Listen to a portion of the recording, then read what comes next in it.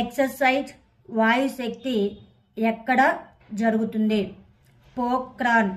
ఇటీవల వార్తల్లో కనిపించే రోటోరువా సరస్సు ఏ దేశంలో ఉంది? న్యూజిలాండ్. భారతదేశంలో 2022-2023లో బ్యాంకింగ్ ట్రెండ్ మరియు పురోగతిపై రిజర్వ్ బ్యాంక్ ఆఫ్ ఇండియా యొక్క విశ్లేషణ నివేదిక దేనిపై దృష్టి పెడుతుంది? బ్యాంకింగ్ రంగం విజయాలు మరియు సవాళ్లు. బ్రాండ్ గార్డియన్షిప్ ఇండెక్స్ 2024లో రెండవ ర్యాంకును ఎవరు పొందారు? Mukesh Ambani. DRDO high speed expendable aerial target ఏ విమాన ట్రయల్స్ని విజయవంతంగా నిర్వహించింది? Abhyas.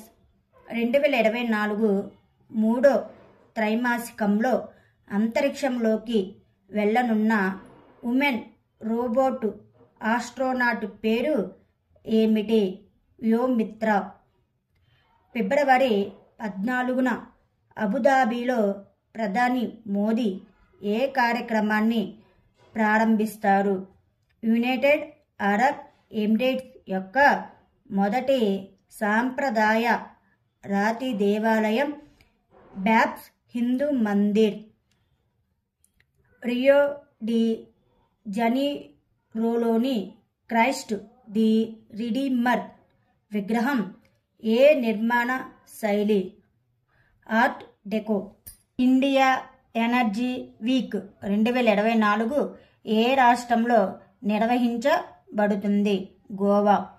India first digital national museum of ఎపిగ్రఫీకి ఎక్కడ శంకుస్థాపన చేశారు?